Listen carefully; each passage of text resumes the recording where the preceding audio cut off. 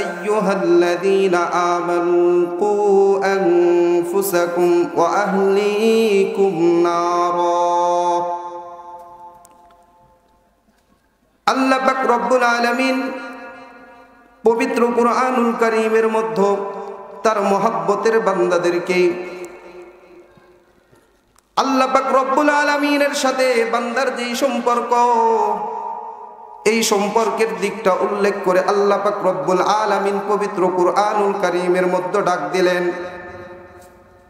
আল্লাহর সাথে আমাদের যে সম্পর্ক, এই সম্পর্কের দিকটা ডাক উল্লেখ করে আল্লাহ তাআলা কোরআনে ডাক দিয়েছেন। ইয়া আইয়ুহান নাস বলেন নাই যে হে মানব সকল, ইয়া বানি আদম, হে আদম সন্তানেরা, এই কথা আল্লাহ তাআলা বলেন নাই।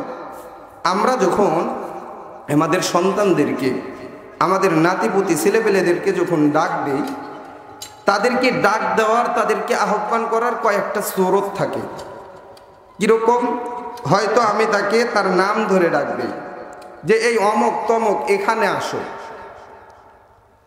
এই ডাক দেওয়ার ভিতরে দুইটা জিনিস থাকে।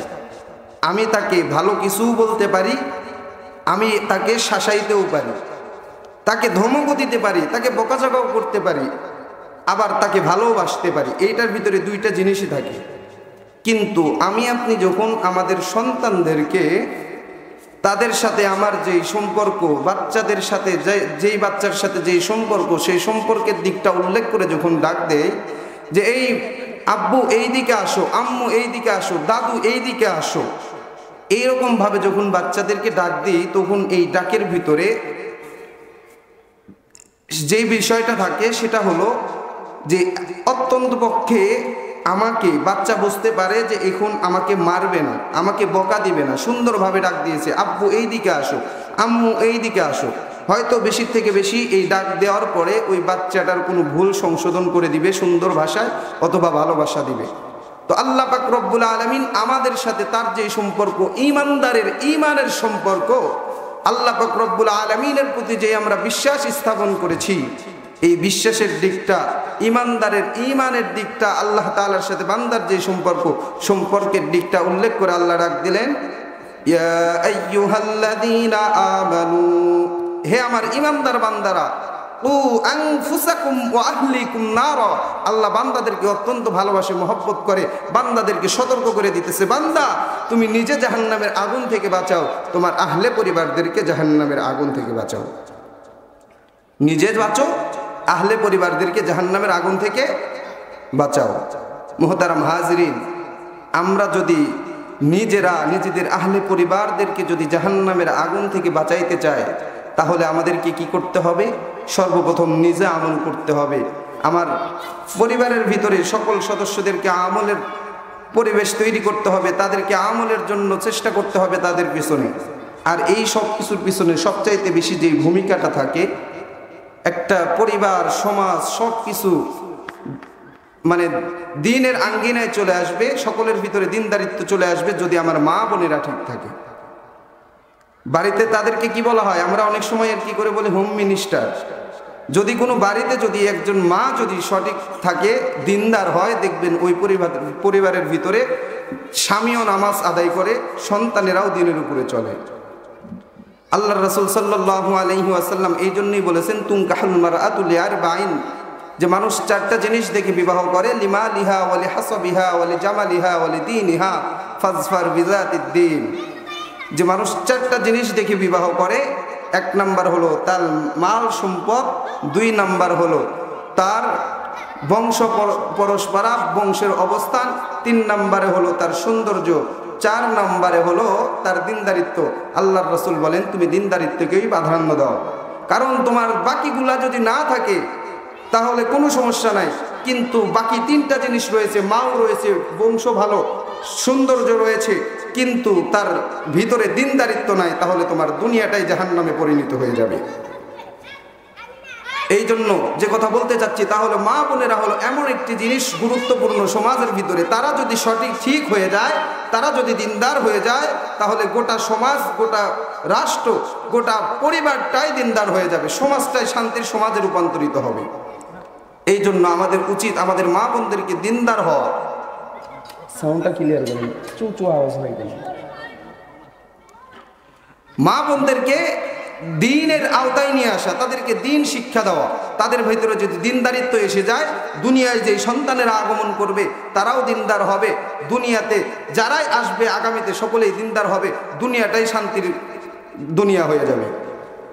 পক্ষান্তরে আমি যদি বিবাহের ক্ষেত্রে বা আমাদের মা বোনেরা যদি দিনদার না হয়, তাহলে এই দিনদার না হওয়ার কারণে সমাজের ভিতরে সকল মানুষ সমস্ত সন্তানগুলা বেদিন হয়ে পড়বে।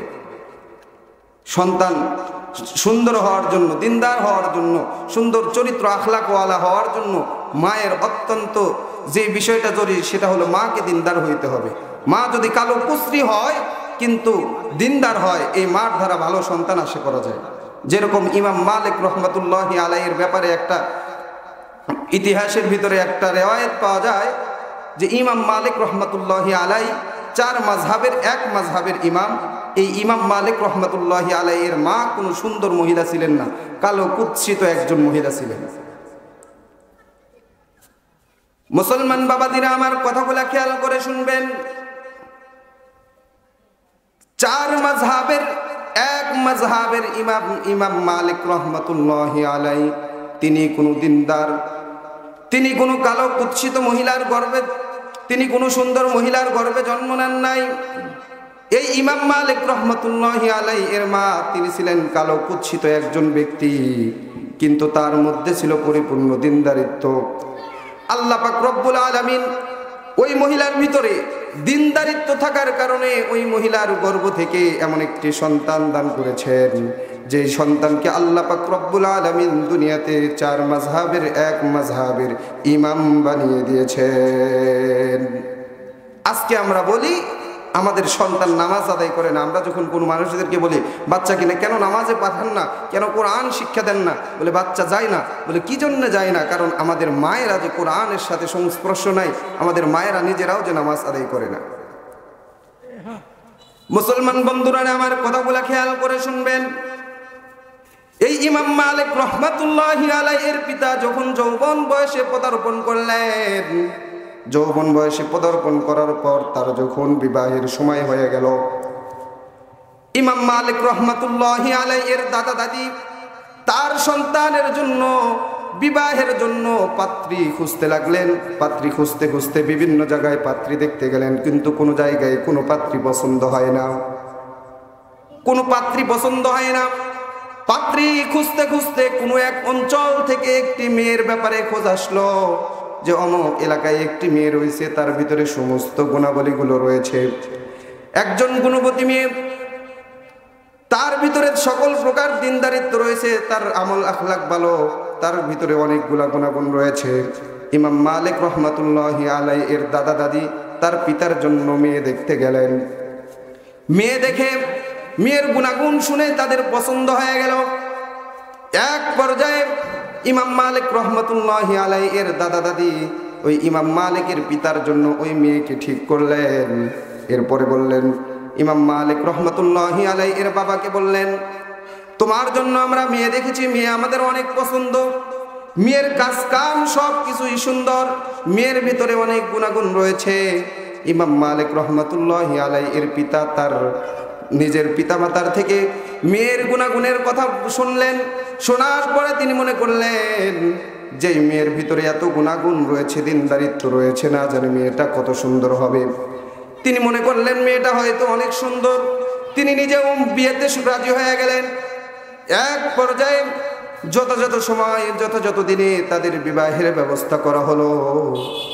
ইমাম মালিক রহমতুল্লাহি আলাইহি এর দাদা দাদি তার পিতাকে নিয়ে বিয়ের জন্য ওই মেয়ের বাড়িতে গেলেন।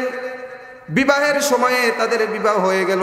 বিবাহের পর তাদের দুইজনকে নিয়ে তাদের বাড়িতে চলে আসলেন। বাড়িতে আসার পর বাসের ঘরের ভিতরে যখন ঢুকছেন, ঢোকার পরে ইমাম মালিক রহমতুল্লাহি আলাইহি এর পিতা যখন ওই নতুন স্ত্রীর ঘুমটাটা মুখের উপর থেকে সরাইলেন, সরানোর সাথে সাথেই তিনি আশ্চর্য হয়ে গেলেন। কি ব্যাপার, বাবা মার কাছ থেকে এই মেয়ের ব্যাপারে কত গুণাগুণের কথা শুনলাম, কত গুণবতী শুনলাম, কিন্তু মেয়েকে বিবাহ করে নিয়ে আসার পরে আমি সম্পূর্ণই উল্টা দেখতেছি। আমি কল্পনা করেছিলাম যে এই মেয়ের ভিতরে এতগুলা গুণাগুণ রয়েছে, এত গুণবতী মেয়ে, নিশ্চয় ওই মেয়েটা অনেক সুন্দর হবে, কিন্তু এখন তো দেখতেছি পুরোটাই ভিন্ন রকম মেয়ে, তো কালো কুৎসিত অসুন্দর একটি মেয়ে। ইমাম মালিক রহমাতুল্লাহি আলাইহির পিতার মনটা খারাপ হয়ে গেল। এত কালো কুৎসিত একজন মেয়েকে আমি কেমনে বিবাহ করলাম, আমার বাবা মা কেমনে আমার সাথে বিবাহ করাইলো। যুবক মানুষ সৌন্দর্যের দিকে ধাবিত হবে, এটাই স্বাভাবিক। ইমাম মালিক রহমাতুল্লাহি আলাইহির পিতার মনটা খারাপ হয়ে গেল। তিনি স্ত্রীর কাছ থেকে উঠে গিয়ে একটু দূরে বসলেন।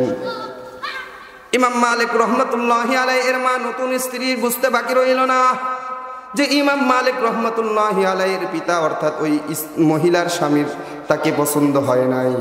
তিনি সুন্দর করে নিজের জায়গা থেকে উঠলেন, উঠে তিনি তার স্বামীর নিকটে গিয়ে বসলেন। বসার পরে বলতেছেন, স্বামী, আমি বুঝতে পেরেছি আমার চেহারা সুরত দেখে হয়তো আপনার পছন্দ হয় নাই, আমার চেহারা দেখে হয়তো আপনার পছন্দ হয় নাই। ও গো স্বামী, আপনি কি আল্লাহ পাক রব্বুল আলামিনের ওই বাণী শোনেন নাই? আল্লাহ পাক রব্বুল আলামিন বলেছেন, আসা আন তাকরাহু শাইআন ওয়া হুয়া খায়রুল লাকুম ওয়া আসা আন তুহিব্বু শাইআন ওয়া হুয়া শাররুল লাকুম। আল্লাহ পাক রব্বুল আলামিন পবিত্র কুরআনুল কারীমের মধ্যে বলে দিয়েছেন, হে দুনিয়ার মানুষ, দুনিয়ার ভিতরে এমন অনেক বিষয় রয়েছে যেগুলাকে তোমরা অপছন্দ করো, নিজেদের জন্য তোমরা অপছন্দ করো, কিন্তু আল্লাহ পাক রব্বুল আলামিন ওই জিনিসগুলার ভিতরেই তোমাদের জন্য কল্যাণ রেখে দিয়েছেন। আবার দুনিয়াতে এমন অনেক জিনিস রয়েছে যেইগুলাকে তোমরা পছন্দ করো, কিন্তু ওইগুলার ভিতরে আল্লাহ তাআলা তোমাদের জন্য অকল্যাণ রেখে দিয়েছেন। ইমাম মালিক রহমাতুল্লাহি আলাইহির মা ইমাম মালিকের পিতাকে বলতেছে, স্বামী, আপনি আমার চেহারা সুরত দেখে হয়তো পছন্দ করেন নাই, কিন্তু আপনি কি আল্লাহ তাআলার ওই কথা শোনেন নাই যে দুনিয়াতে অনেক জিনিস রয়েছে যেগুলাকে তোমরা অপছন্দ করে অনেক সময়, কিন্তু আল্লাহ তাআলা তার মধ্যেই তোমাদের জন্য কল্যাণ রাখে। আর যেইগুলাকে অনেক জিনিস রয়েছে যেইগুলাকে তোমরা পছন্দ করো কিন্তু সেইগুলোর মধ্যে তোমাদের কল্যাণ নাই, অকল্যাণকর।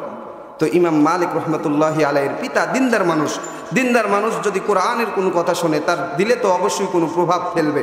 তো তিনি মনকে সান্ত্বনা দিলেন, হয়তো এই কালো কুৎসিত মেয়ের মধ্যেই আল্লাহ তাআলা আমার জন্য কোনো কল্যাণ রেখেছেন। মুসলমান বাবাজিরা একটু খেয়াল করে শোনেন, ইমাম মালিক রহমাতুল্লাহি আলাইহির পিতা নিজের মনকে নিজের দিলকে সান্ত্বনা দিলেন। ওই রাত্রিতে তাদের মধ্যে কথাবার্তা হলো, রাত্রিতে জামা হলো, সহবাস হলো। সকাল বেলায় যখন ইমাম মালিক রহমাতুল্লাহি আলাইহির পিতা দিনের আলোতে ওই কালো কুৎসিত নারীর চেহারা, তার স্ত্রীর চেহারাটা দেখলেন, তখন চেহারাটা দেখলেন আরো কালো কুৎসিত, আরো অসুন্দর। দিনের আলোতে দেখার পর তিনি তার মনকে আর সান্ত্বনা দিতে পারলেন না। ইমাম মালিক রহমাতুল্লাহি আলাইহির পিতা তখন আর নিজের মনকে সান্ত্বনা দিতে পারলেন না। তিনি অভিমান করে বাড়ি থেকে বাহির হয়ে গেলেন। পিতামাতার বিরুদ্ধেও তো কোনো কথা বলার সাহস নাই, সুতরাং কি করবে, তিনি অভিমান করে বাড়ি থেকে বাহির হয়ে চলে গেলেন। এই যে বাড়ি থেকে বাহির হয়ে চলে গেলেন, একটানা 18-20 বছর চলে গেল। এই ব্যক্তি আর বাড়িতে ফিরে আসে না। 18-20 বছর পর হঠাৎ একদিন তিনি নিজের এলাকায় চলে আসছেন। নিজের এলাকায় চলে এসে দেখতেছেন এলাকার চেহারা পুরোটাই পাল্টে গেছে। 18-20 বছর পরে যদি আপনি আপনার গ্রামে আসেন, আপনার এই সলিসবলা গ্রামের চেহারা কি এরকম থাকবে? দোকানপাট, রাস্তাঘাট কি এরকম থাকবে? সব কিছুই পরিবর্তন হয়ে যাবে। তিনি 18-20 বছর পরে বাড়িতে আসলেন। বাড়িতে আসার পর দেখতেছেন গ্রামের অবস্থানটা একটু ভিন্ন রকম হয়ে গেছে। তিনি মসজিদে গেলেন। মসজিদে গিয়ে জোহরের নামাজ আদায় করলেন। জোহরের নামাজ আদায় করার পর দেখতেছেন একজন সুন্দর সুদর্শন যুবক জোহরের নামাজের ইমামতি করল মসজিদে জোহরের নামাজের ইমামতি করার পর মসজিদে সমাবেত সমস্ত মুসল্লিদেরকে নিয়ে নামাজের পরে হাদিসের দর্স দিচ্ছেন, হাদিসের ক্লাস করতেছেন। বোঝা যায় ওই দর্সের ভিতরে, ক্লাসের ভিতরে অনেক উলামায়ে কেরামও আছেন। ওই ব্যক্তি ইমাম মালিক রহমাতুল্লাহি আলাইহির পিতা নিজেও ওই ক্লাসের মধ্যে বসলেন, হাদিসের ক্লাসে বসলেন। বসার পর হাদিসের ক্লাস যখন শেষ হয়ে গেল, সমস্ত মানুষগুলা যখন বাড়ির দিকে চলে যাইতেছেন, এক পর্যায়ে ইমাম মালিক রহমাতুল্লাহি আলাইহির পিতা একজন ব্যক্তিকে জিজ্ঞেস করলেন, ও ভাই, এই যে মসজিদে একজন সুদর্শন যুবক নামাজের ইমামতি করলেন। নামাজের ইমামতি করার পর সুন্দরভাবে হাদিসের দর্স তাদরিস দিলেন, সুন্দরভাবে হাদিসের ক্লাস করলেন। কে এই যুবক? এই যুবকের পরিচয় কি? ওই জৈনক ব্যক্তি তো চেনে না যে এটাই হলো এই ইমাম সাহেব, ইমাম মালিক রহমাতুল্লাহি আলাইহির পিতা। বলতেছে শোনেন, এই যে যেই ব্যক্তি জহরের নামাজের ইমামতি করলো, সুন্দর সুদর্শন যুবক, এই ব্যক্তির পরিচয় কি আমি জানি না, তবে এতটুকু জানি যে এই ইমাম সাহেব, এই সুন্দর সুদর্শন যুবক ইমাম সাহেবের পিতা ওই ব্যক্তি, যেই ব্যক্তি 18-20 বছর পূর্বে নিজের স্ত্রীকে পছন্দ না হওয়ার কারণে বিবাহের পরের দিন রাগ করে মান অভিমান করে বাড়ি থেকে বাহির হয়ে গিয়েছিলেন। ওই ব্যক্তির সন্তান হলো এই ইমাম সাহেব। ইমাম মালিক রহমাতুল্লাহি আলাইহির পিতার বুঝতে বাকি রইল না, এটা আমার সন্তান। তিনি তার বাড়িতে চলে গেলেন। বাড়িতে যাওয়ার পর দরজায় টকটক করে আওয়াজ করতেছেন, খটখট করে আওয়াজ করতেছেন। ইমাম মালিক রহমাতুল্লাহি আলাইহি দরজায় এসে দরজা খুলে দিলেন। খুলে দেওয়ার পর দেখতেছেন একজন অচেনা ব্যক্তি বাড়ির বাহিরে দাঁড়িয়ে আছে। জিজ্ঞেস করলেন, কে আপনি? কোথায় থেকে এসেছেন? কি চান? ওই ব্যক্তি বলতেছে, বাবা তুমি আমাকে চিনবা না, তুমি তোমার মাকে গিয়ে বলো আজকে ঘরের দরজায় ওই ব্যক্তি এসেছে, যে ব্যক্তিকে আপনি বলেছিলেন আসা আন তাকরাহু শাইআন ওয়া হুয়া খায়রুল লাকুম ওয়া আসা আন তুহিব্বু শাইআন ওয়া হুয়া শাররুল লাকুম। ইমাম মালিক রহমাতুল্লাহি আলাইহি ঘরের ভিতরে প্রবেশ করলেন। ঘরের ভিতরে গিয়ে মাকে বলতেছেন, মা আজকে ঘরের দরজায় এক ব্যক্তি আসছে, অচেনা ব্যক্তি, আমি তাকে চিনি না। ওই ব্যক্তি বলতেছে, তুমি তোমার মাকে গিয়ে বলো দরজায় ওই ব্যক্তি এসেছে যাকে আপনি এই আয়াত তেলাওয়াত করে শুনাইয়াছিলেন। কে ওই ব্যক্তি? ইমাম মালিক রহমাতুল্লাহি আলাইহি এর মা ইমাম মালিককে ডাক দিয়ে বলে, ও আমার সন্তান, তুমি তাড়াতাড়ি যাও, দরজার সামনে যে ব্যক্তি দাঁড়িয়ে আছে এটা অপরিচিত কোনো ব্যক্তি নয়, এটা হলো তোমার পিতা, যে ব্যক্তি 18 থেকে 20 বছর পূর্বে মান অভিমান করে বাড়ি থেকে চলে গিয়েছিল। বলতেছে, যাও তাড়াতাড়ি নিয়ে আসো, এটা অপরিচিত কোনো ব্যক্তি না, এটা তোমার পিতা। তোমার যেই পিতা আমার চেহারা সুরত পছন্দ না হওয়ার কারণে 18 থেকে 20 বছর পূর্বে বিয়ার পরের দিন রাগ করে মান অভিমান করে বাড়ি থেকে চলে গিয়েছিল। আমার বাবাজিরা, যে কথা বুঝাইতে চাচ্ছি তা হলো, দেখেন যে 4 মাযহাবের এক মাযহাবের ইমাম আল্লাহ পাক রব্বুল আলামিন যাকে শ্রেষ্ঠ একজন ব্যক্তি হিসেবে কবুল করেছেন, কিয়ামত পর্যন্ত যার নাম ইসলামের ভিতরে থাকবে, এই ইমাম মালিক রহমাতুল্লাহি আলাইহি তিনি কোনো সুন্দর মহিলার গর্ভে জন্ম নেন নাই, কালো কুৎসিত একজন দিনদার মহিলার গর্ভে জন্ম নিয়েছেন। এই জন্য যেই কথা বুঝাইতে চাইতেছি, যেই কথা বলতে চাচ্ছি তা হলো, আমার বাবাজিরা, সমাজকে সুন্দর করতে হলে ইসলামের আলোয় আলোকিত করতে হবে। আর ইসলামের আলোয় আলোকিত করে সমাজকে যদি সুন্দর বানাইতে চাই, সর্বপ্রথম যেই জিনিসটা সুন্দর হতে হবে তা হলো আমার মা বোনদের আখলাক চরিত্র, এই সর্বপ্রথম সুন্দর হতে হবে। কথা বলেন ঠিক কিনা? সর্বপ্রথম মা বোনদের আখলাক চরিত্র ঠিক হতে হবে, তাদেরকে ইসলামের সাজে সাজাইতে হবে। যখন আমি আমার মা বোন স্ত্রী সন্তানাদিদেরকে ইসলামের সাজে সাজাবো, তখন আমার পরিবারটা সুন্দর হবে। যখন 1টা 2টা 3টা পরিবার সুন্দর হয়ে যাবে, তখন আমাদের গোটা সমাজটাই সুন্দর হয়ে যাবে। কিন্তু আফসোস ও পরিতাপের বিষয়, আজকে যখন সন্তান গর্ভে আসে তখন সন্তানের মায়েরা নামাজ নাই, রোজা নাই, জিকির নাই, কোরআন তেলাওয়াত নাই, সব সময় টিভি সিনেমা নিয়ে ব্যস্ত। যার প্রভাবে দেখা যায় সন্তান যখন দুনিয়াতে আসে, সন্তান দুনিয়াতে আসার 1-1.5 মাস না যাইতেই বাচ্চা কান্না করে, কান্না থামে না।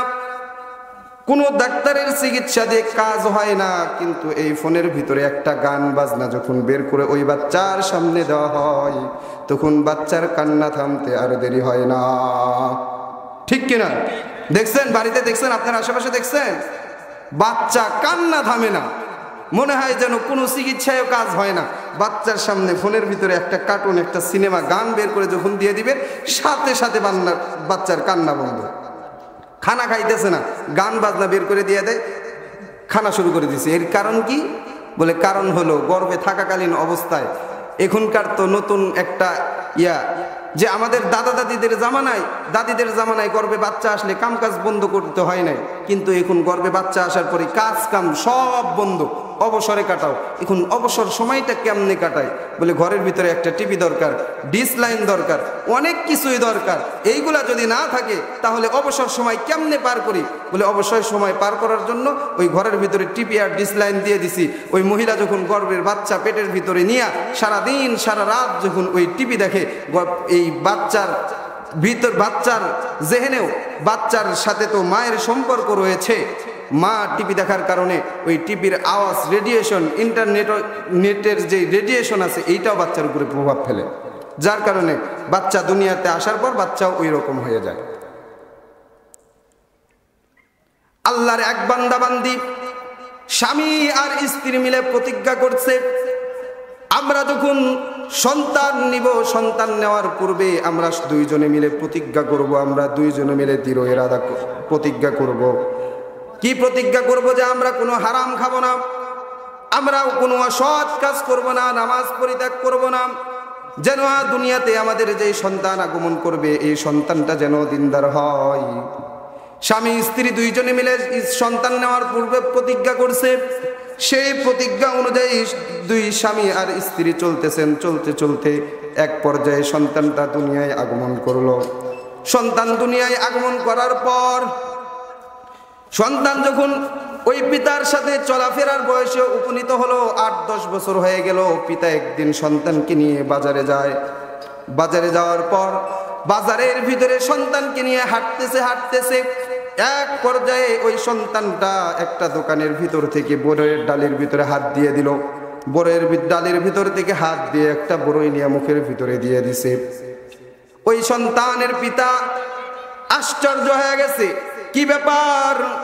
এই সন্তান আমার স্ত্রীর গর্ভে আসার পূর্বেই দুইজনে মিলে আমরা প্রতিজ্ঞা করেছিলাম কেউ অসৎ পথে চলবো না, কেউ হারাম খাইব না, কারো জিনিস না বলে অন্যায়ভাবে ভক্ষণ করবো না। তাহলে আজকে সন্তানকে প্রথম দিন বাজারে নিয়ে আসলাম, বাজারে নিয়ে আসার সাথে সাথেই কি জন্য না বলে অন্যায়ভাবে বড়ইয়ের ডালের ভিতর থেকে একটা বড়ই হাতে নিয়ে মুখে দিয়ে দিল অনুমতি ছাড়া। এই ব্যক্তিটা বিচলিত হয়ে গেছে, বাড়িতে চলে গেছেন। বাড়িতে যাওয়ার পর স্ত্রীকে ডাক দিছে, শোনো, এখানে এসো, আমার সামনে বসো, একটা সত্যি কথা বলবা। এই সন্তান গর্ভে আসার পূর্বে আমি আর তুমি যেই প্রতিজ্ঞা করেছিলাম, তুমি কি সেই প্রতিজ্ঞা যথাযথভাবে আদায় করেছো, পালন করেছো কিনা? স্ত্রী ভয় পেয়ে গেছে। অনেকক্ষণ চুপ করে থাকার পর এক পর্যায়ে বলতেছে, স্বামী, হ্যাঁ, আমি একটা কাজ করেছিলাম। সন্তান গর্ভে থাকা অবস্থায় পাশের বাড়ির যেই বড়ই গাছের একটা ডাল আমার বাড়ির ভিতরে এসে পড়েছে, ওই ডাল থেকে একটা বড়ই আমি ওই ব্যক্তিকে, বাড়ির গাছের মালিককে না বলে মুখে দিয়েছিলাম। হয়তো এই কারণেই আজকে আমার সন্তান বাজারে গিয়ে ডালের ভিতর থেকে বড়ই নিয়ে নিজের মুখে দিয়ে দিছে। মা দুনিয়াতে বাচ্চা গর্ভে থাকা অবস্থায়, সন্তান গর্ভে থাকা অবস্থায় যা করবে সন্তানের উপরে সেই প্রভাবটা পড়বে। এই জন্য বাচ্চা সুন্দর হওয়ার জন্য, দিনদার হওয়ার জন্য, সব কিছুর জন্য যে জিনিসটা প্রয়োজন, মায়েদেরকে দিনদার হতে হবে। মায়েরা যদি দিনদার হয় তাহলে গোটা সমাজটাই কি হয়ে যাবে? দিনদার হয়ে যাবে। আল্লাহ রাসূল সাল্লাল্লাহু আলাইহি ওয়াসাল্লাম বলেন যে আমি সবচাইতে বেশি জাহান্নামের ভিতরে যাদেরকে দেখেছি তারা হলো নারী। নারীদেরকে আমি জাহান্নামের ভিতরে সবচাইতে বেশি দেখেছি। নারীরা বেশি জাহান্নামে যাবে। এই জন্য আমাদেরকে সতর্ক হতে হবে। এখানে আমরা যারা আছি, আমাদের যাদের বাড়িতে মা রয়েছে, বোন রয়েছে, মেয়ে রয়েছে, স্ত্রী রয়েছে, সকলকেই দিনদারিত্বের ভিতরে আনতে হবে। কি জন্য আনতে হবে? হাদিসের মধ্যে এসেছে যে দায়ুস ব্যক্তি কখনোই জান্নাতের ভিতরে প্রবেশ করবে না। দায়ুস কে?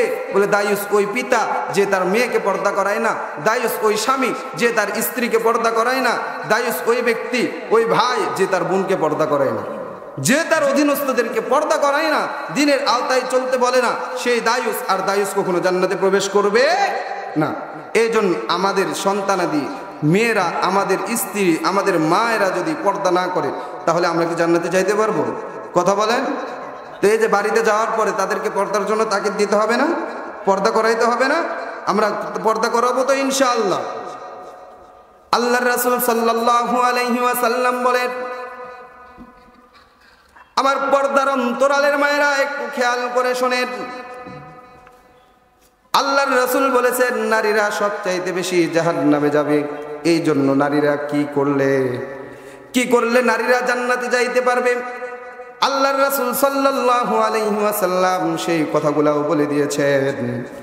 আল্লাহর রাসূল সাল্লাল্লাহু আলাইহি ওয়াসাল্লাম বলেছেন, কোন নারী যদি 4টা কাজ করতে পারে আল্লাহ পাক রব্বুল আলামিন তাকে ইজাজত দিয়ে দিবেন, তাকে অনুমতি দিয়ে দিবেন।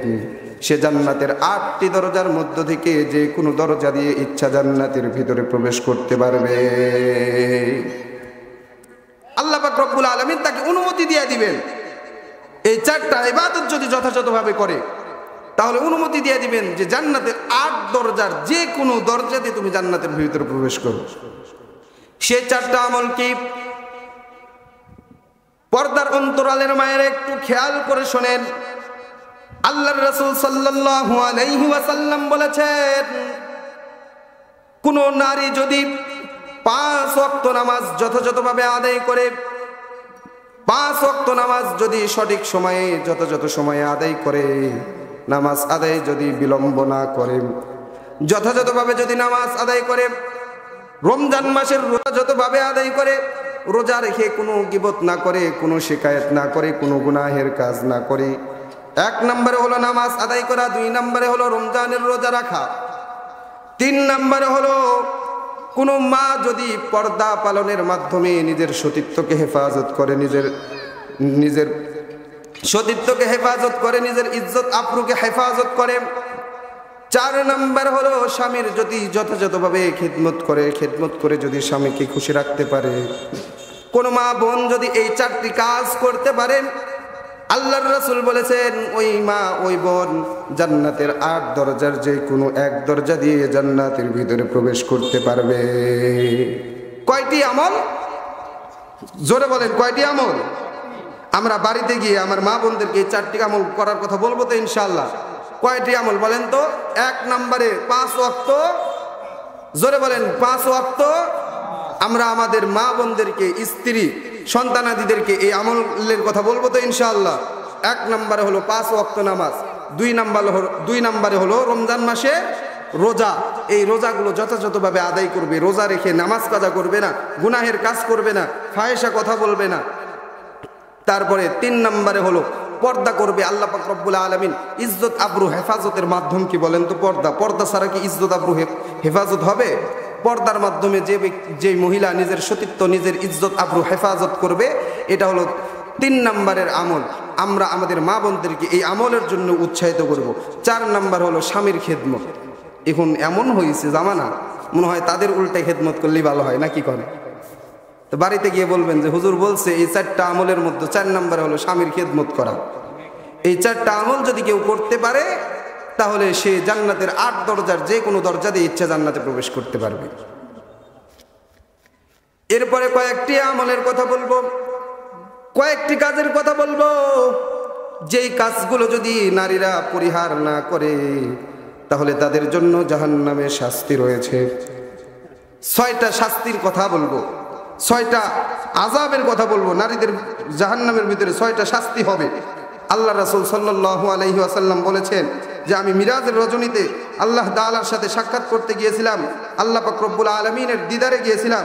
তখন আমি জাহান্নামের ভিতরে নারীদেরকে 6 পদ্ধতিতে শাস্তি দিতে দেখেছি। কয় পদ্ধতিতে বলেন তো? 6 পদ্ধতিতে। এই 6 পদ্ধতি কোন কোন পদ্ধতিতে শাস্তি দেওয়া হয়েছে, কি কারণে শাস্তি দেওয়া হয়েছে, আমরা এইগুলা শুনবো এবং নিজেদের স্ত্রী সন্তানাদিদেরকে এইগুলা থেকে বিরত রাখবো ইনশাআল্লাহ। মুসলমান বাবাজিরা আমার কথাগুলা খেয়াল করে শোনেন। আল্লাহর রাসূলের প্রিয়তম কন্যা হযরত ফাতেমা রাদিয়াল্লাহু তাআলা আনহা, তিনি একদিন হযরত আলী রাদিয়াল্লাহু তাআলা আনহুকে সাথে নিয়ে সাথে নিয়ে হুজুর সাল্লাল্লাহু আলাইহি ওয়াসাল্লামকে দেখতে গেলেন। দেখতে যাওয়ার পর বাড়ির ভিতরে প্রবেশ করলেন। বাড়ির ভিতরে প্রবেশ করে দেখতেছেন আল্লাহর রাসূল সাল্লাল্লাহু আলাইহি ওয়াসাল্লাম কান্না করে ফাতেমা দেখেও আল্লাহর রাসূল কান্না করে না, ফাতেমাকে দেখেও কান্না বন্ধ করে না। হযরত ফাতেমা রাদিয়াল্লাহু তাআলা আনহা আল্লাহর রাসূল সাল্লাল্লাহু আলাইহি ওয়াসাল্লামকে জিজ্ঞেস করলেন, হে আমার পিতা, হে আমার পিতা, আপনি কেন কান্না করতেছেন? আপনি কি আপনার পিতার কথা মনে করে কান্না করেন, নাকি আপনি আপনার মায়ের কথা মনে করে কান্না করেন? হযরতে ফাতেমা রাদিয়াল্লাহু তাআলা আনহার প্রশ্নে আল্লাহর রাসূল সাল্লাল্লাহু আলাইহি ওয়াসাল্লাম বলেন, ও ফাতেমা, আমি আমার পিতার কথা মনে করেও কান্না করি না, আমি আমার মায়ের কথা মনে করেও কান্না করি না। ফাতেমা ডাক দিয়ে বলে, আল্লাহর রাসূল, হে আমার পিতা, আপনি কি তাহলে আপনার দাদার কথা মনে পড়ে কান্না করেন, নাকি আমার মা খাদিজাতুল কুবরার কথা মনে পড়ে কান্না করেন? আল্লাহর রাসূল বলে, ফাতেমা, আমি আমার দাদার কথা, তোমার মায়ের কথা মনে করেও কান্না করি না। ফাতেমা ডাক দিয়ে বলে, বাবা, তাহলে কি জন্য কান্না করেন আপনি একটু আমাদেরকে বলেন। আপনি যদি না বলেন তাহলে আমি ফাতেমা নিজেকে কন্ট্রোল করতে পারতেছি না। আল্লাহর রাসূল সাল্লাল্লাহু আলাইহি ওয়াসাল্লাম ওই সময় বললেন, ফাতেমা, আমি যখন আল্লাহ পাক রব্বুল আলামিনের ডাকে মিরাজের রজনীতে তার দিদারে গিয়েছিলাম, ওই সময় আল্লাহ পাক রব্বুল আলামিন আমাকে জান্নাত এবং জাহান্নাম দেখিয়েছেন। আমি যখন জাহান্নাম দেখলাম, তখন জাহান্নামের ভিতরে উকি দিয়ে দেখি জাহান্নামের ভিতরে নারীদেরকে 6 পদ্ধতিতে শাস্তি দেওয়া হচ্ছে। এই শাস্তির কথা মনে পড়ে আমি কান্না করতেছি, কান্না থামাইতে পারতেছি না।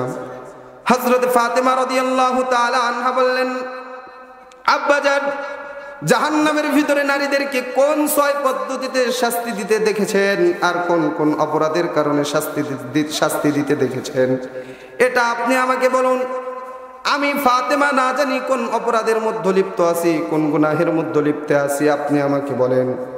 আল্লাহর রাসূল সাল্লাল্লাহু আলাইহি ওয়াসাল্লাম ওই সময় বললেন, আমি জাহান্নামের ভিতরে একজন নারীকে দেখলাম, তাকে তার মাথার চুলের মাধ্যমে ওই জাহান্নামের জ্বলন্ত আগুনের মধ্যে ঝুলিয়ে রাখা হয়েছে। তার মাথার মগজগুলা টকবক করতেছে। আমার বাবাজিরা একটু খেয়াল করেন, ও পর্দার অন্তরালের মায়েরা, একটু দিলের কান লাগায়া শোনেন। একটা চুল যদি বাচ্চা টান দেয়, ছোট ছোট বাচ্চাগুলা যখন কোলে নিয়ে থাকেন, বাচ্চা যদি চুল ধরে, চুলের মুঠি ধরে টান দেয়, কত ব্যথা পান। আর আল্লাহর রাসূল বলেন, আমি জাহান্নামের ভিতরে দেখেছি চারদিকে জাহান্নামের আগুন ধাউ ধাউ করে জ্বলতেছে। ওই জাহান্নামের জ্বলন্ত আগুনের ভিতরে স্পর্শকাতর জায়গা, চুলের মাধ্যমে একজন নারীকে জাহান্নামের ভিতরে ঝুলিয়ে রাখা হয়েছে। তার মাথার মগজগুলা টকবক করতেছে। একজন নারীকে এই পদ্ধতিতে শাস্তি দিতে দেখলাম। 2 নম্বরে আরেকজন নারীকে দেখলাম, তার জিহ্বার ভিতরে বড়শি ঢুকাইয়া জাহান্নামের জ্বলন্ত আগুনের ভিতরে ঝুলাইয়া রাখছে। ও আমার পর্দার অন্তরালের মা, একটু খেয়াল করেন, নিজে নিজে এক সময় নিজের জিহ্বাটা হালকা করে টান দিয়ে দেখবেন। এই হাত দিয়ে হালকা করে টান দেওয়ার কারণে যেই ব্যথা হয়, সেই ব্যথা আপনি সহ্য করতে পারেন কিনা। ও মা, যদি আল্লাহ না করেন জাহান্নামের ভিতরে এক ধরনের নারীদেরকে আল্লাহ পাক রব্বুল আলামিন তাদের জিহ্বার ভিতরে বড়শি ঢুকাইয়া জাহান্নামের আগুনের ভিতরে ঝুলাইয়া রাখবে। একটু বোঝার চেষ্টা করেন, আমাকে আপনাকে যদি আমার হাতের মাধ্যমে 10টা মিনিট ঝুলাইয়া রাখা হয়, আমার হাত বেঁধে যদি 10 মিনিট ঝুলাইয়া রাখা হয়, আমি আপনি 10 মিনিট পরে সহ্য করতে পারবো না। হয়তো তার কাছে বলতে বাধ্য হব, আমাকে গুলি করে মাইরা ফালাও, তবু আমাকে আর এইরকম ঝুলন্ত শাস্তি দিও না। কিন্তু সেই জায়গায় দেখেন কত ভয়ানক। আল্লাহ পাক রব্বুল আলামিন জিহ্বার ভিতরে বড়শি ঢুকাইয়া জাহান্নামের ভিতরে ঝুলাইয়া রাখবে। 3 নম্বরে আল্লাহর রাসূল বলেন, আমি এক ধরনের নারীদেরকে দেখলাম, তাদেরকে তাদের স্তনের ভিতরে বড়শি ঢুকাইয়া ওই 4 দিক থেকে জ্বলন্ত আগুন জাহান্নামের ভিতরে ঝুলিয়ে রাখা হয়েছে। 4 নম্বরে দেখলাম এক ধরনের নারীদেরকে তাদের শরীরটা কোমরের কাছে এইরকম ভাঁজ করে রাখা হয়েছে, কোমরের কাছে ভাঁজ করে তাদের পা গুলো বুকের সাথে বেঁধে রাখা হয়েছে। তাদের হাতগুলো মাথার সাথে বেঁধে রাখা হয়েছে। তাদেরকে এই রকম হাতগুলো মাথার সাথে আর পাগুলো বুকের সাথে বেঁধে জাহান্নামের ভিতরে নিক্ষেপ করা হয়েছে, জ্বলন্ত আগুনের ভিতরে। 5 নম্বরে একজন নারীকে দেখলাম, তার চেহারাটা শুকরের মতো আর তার বাকি শরীরটা গাধার মতো, সমস্ত শরীরে সাপ বিচ্ছু জড়িয়ে আছে। 6 নম্বরে একজন নারীকে দেখলাম, যে ওই নারীর চেহারাটা তার আকৃতি কুকুরের মতো হয়ে গেছে, তার মুখ দিয়ে জাহান্নামের আগুন প্রবেশ করতেছে আর পিছনের রাস্তা দিয়ে আগুন বের হয়ে যাইতেছে। আর একজন আযাবের ফেরেশতা তাকে সার্বক্ষণিক আঘাত করতেছে, প্রহার করতেছে। আমি জাহান্নামের ভিতরে নারীদেরকে এই 6 পদ্ধতিতে শাস্তি দিতে দেখলাম। হযরতে ফাতেমা রাদিয়াল্লাহু তাআলা আনহা আল্লাহর রাসূল সাল্লাল্লাহু আলাইহি ওয়াসাল্লামকে জিজ্ঞেস করলেন, বাবা, এই যে নারীদেরকে 6 পদ্ধতিতে শাস্তি দেওয়া হইতেছে, কোন অপরাধের কারণে? আল্লাহর রাসূল সাল্লাল্লাহু আলাইহি ওয়াসাল্লাম বললেন,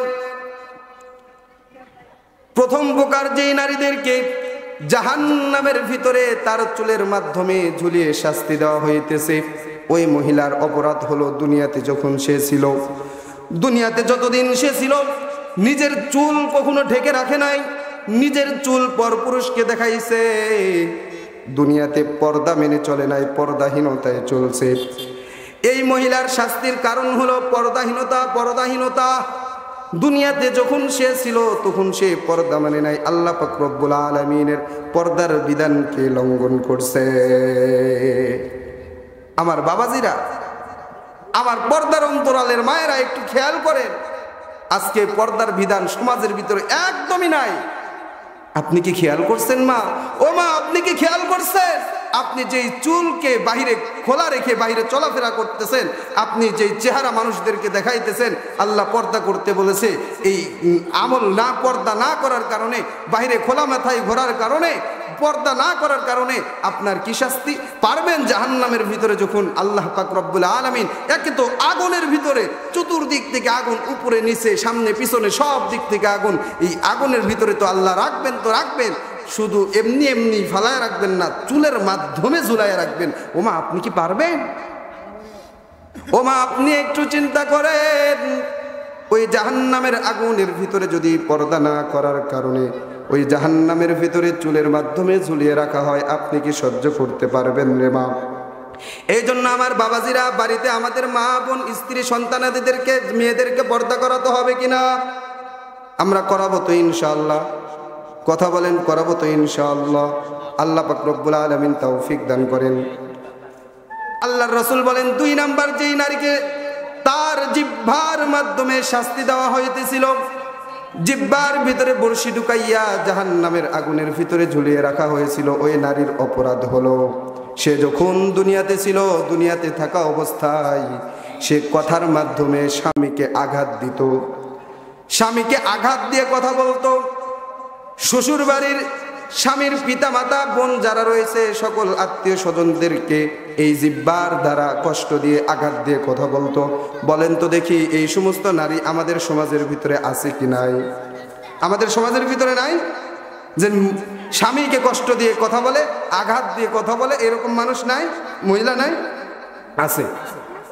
তো আল্লাহর রাসূল বলেন, 2 নম্বরে যেই মহিলাকে তার জিহ্বার ভিতরে বড়শি ঢুকাইয়া জাহান্নামের ভিতরে ঝুলিয়ে রাখা হয়েছে, তার অপরাধ হলো সে দুনিয়াতে যখন বেঁচে ছিল তখন এই জিহ্বা দ্বারা মানুষদেরকে কষ্ট দিয়েছে। আল্লাহর রাসূল সাল্লাল্লাহু আলাইহি ওয়াসাল্লাম বলেছেন যে, মান ইয়াজমান লি বাইনা লাহিয়াহি ওয়ালা রিজলাইহি ওয়া মা বাইনা রিজলাইহি আজমান লাহুল জান্নাহ। আল্লাহ রাসূল সাল্লাল্লাহু আলাইহি ওয়াসাল্লাম বলেন, যে ব্যক্তি 2টা জিনিসের জামিন হতে পারবে, জামানতদার হতে পারবে, আমি তার জন্য জান্নাতের জামিনদার হয়ে যাব। 1 নম্বর হলো সে তার জিহ্বা, সে তার মুখের জামানতদার হবে, যে কোনো মানুষদেরকে কষ্ট দিবে না, এই মুখের কোনো অপব্যবহার করবে না।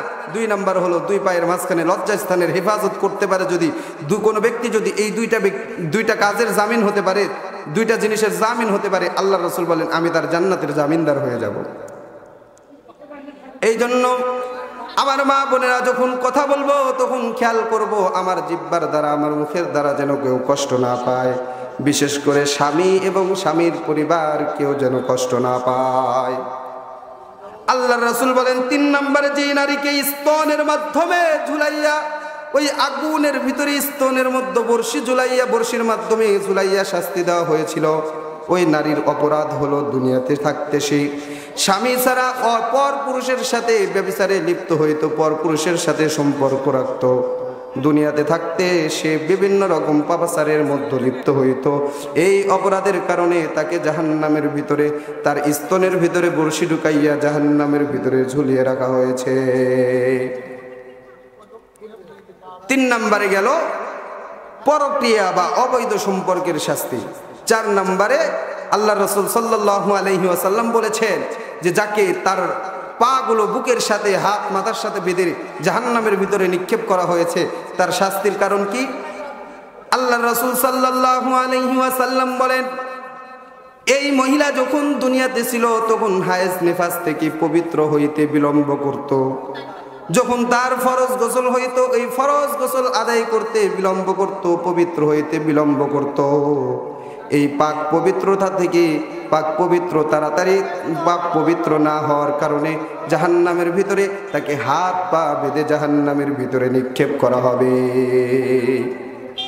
৫ নম্বরে যে একজন মহিলা তার চেহারা হবে শুকুরের মতো আর বাকি চেহারা হবে গাধার মতো, আর তাকে সাপ বিচ্ছু জাহান্নামের ভিতরে ২৪ ঘন্টা সর্বদাই কামড়াইতে থাকবে। এই মহিলার অপরাধের ব্যাপারে ফাতেমা রাদিয়াল্লাহু তাআলা আনহা জিজ্ঞেস করলেন। আল্লাহ রাসূল সাল্লাল্লাহু আলাইহি ওয়াসাল্লাম বলেন, এই মহিলার শাস্তির কারণ হলো দুনিয়াতে থাকতে সে মিথ্যা কথা বলতো, দুনিয়াতে থাকতে কি করত? মিথ্যা কথা বলতো আর চগলখড়ি করত। এই ভাবির কথা আরেক ভাবির কাছে লাগাইতো, যেন দুইজনের ভিতরে ঝগড়া লেগে যায়। এই মহিলার কথা আরেক মহিলার কাছে লাগাইতো, শাশুড়ির কাছে কথা আরেক ভাবির কাছে লাগাইতো।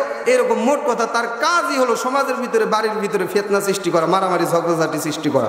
এইরকম মহিলার শাস্তি হলো তার চেহারা অর্ধেক শুকুরের মতো হয়ে যাবে, বাকি শরীরটা গাধার মতো হয়ে যাবে, সাপ বিচ্ছু ২৪ ঘন্টা জাহান্নামের ভিতরে ধ্বংসন করতে থাকবে। ৬ নাম্বার যেই মহিলার কথা বলা হয়েছে যে তার আকৃতি হয়ে যাবে কুকুরের মতো, তার মুখ দিয়ে আগুন, জাহান্নামের আগুন প্রবেশ করবে, পিছনের রাস্তা দিয়ে বাহির হয়ে যাবে। একজন আযাবের ফেরেশতা সর্বদাই তাকে প্রহার করতে থাকবে, আঘাত করতে থাকবে। এই মহিলার শাস্তি হলো সে দুনিয়াতে থাকতে হিংসা করত। দুনিয়াতে থাকতে কি করত? জায়ের সাথে, ননদের সাথে, শাশুড়ির সাথে, বাড়ির প্রতিবেশী যারা রয়েছে তাদের সাথে হিংসা করত। এই হিংসা করার কারণে হিংসার শাস্তি হলো জাহান্নামের ভিতরে তাকে কুকুরের আকৃতিতে রূপান্তর করা হবে, তার মুখ দিয়ে আগুন প্রবেশ করবে আর পিছনের রাস্তা দিয়ে আগুন বের হয়ে যাবে। একজন আযাবের ফেরেশতা তাকে সর্বদাই আঘাত করতে থাকবে। আর একটা অপরাধ হলো তার যে দুনিয়াতে থাকতে কাউকে যদি কোনো সময় উপকার করত, এই উপকারের খোঁটা দিত। আমার বাবাজিরা, এই যে কয়েকটি অপরাধের কথা বললাম, এইগুলা যদি নারীরা করে, নারীদের এই শাস্তি, আর পুরুষ যদি করে, পুরুষেরও আল্লাহ শাস্তির ব্যবস্থা রাখছে কিনা। সুতরাং আমাদের এই কাজগুলা কি করা যাবে? সার অংশটা শোনায় নেন। আমরা নারীদেরকে 4টা কাজ করার কথা বলবো। প্রথমত, আমাদের সমাজকে সুন্দর করতে হলে মাদেরকে, আমাদের মেয়েদেরকে কি করতে হবে? দিনদার বানাইতে হবে, তাহলে সুন্দর সমাজ আমরা উপহার দিতে পারবো। তাহলে সর্বপ্রথম কথা হলো মেয়েদেরকে বাড়িতে দিনদার বানাবো, পারবো তো ইনশাআল্লাহ। দ্বিতীয় কথা হলো 4টা কাজ যদি কোনো নারী করে তাহলে সে জান্নাতের 8 দরজার যে কোনো দরজা দিয়ে ইচ্ছা জান্নাতে প্রবেশ করতে পারবে। 1 নম্বরে হলো 5 ওয়াক্ত নামাজ আদায় করবে। 2 নম্বরে হলো রমজানের রোজা যথাযথভাবে হক আদায় করবে, পালন করবে। 3 নম্বরে হলো পর্দার মাধ্যমে নিজের ইজ্জত আবরুকে হেফাজত করবে। 4 নম্বরে স্বামীর খিদমত করবে। এই 4টা কাজের কথা নারীদেরকে বলবো তো ইনশাআল্লাহ। আর যেই 6টা কাজ থেকে নারীরা সহ আমরাও বেঁচে থাকবো, সেটা হলো কি? নারীর যেরকম পর্দা রয়েছে পুরুষেরও কি রয়েছে? পর্দা রয়েছে। তো এখানে আমরা সর্বপ্রথম নারীদেরকেও পর্দা করতে বলবো, আমরাও পর্দা করব। আমাদের চোখের পর্দা হলো বেগানা নারীর দিকে না তাকানো। 2 নম্বরে হলো জিহ্বার মাধ্যমে আমরা আমাদের বাড়িতে মা বোনদেরকে বলবো কেউ যেন জিহ্বার মাধ্যমে স্বামীকে, কোনো আত্মীয় স্বজনকে, কাউকে যেন কষ্ট না দেয়, আমরাও কাউকে কষ্ট দিব না। 3 নম্বরে হলো পরকীয়া, অবৈধ সম্পর্ক, এই সব কিছু থেকে আমরা কি থাকবো?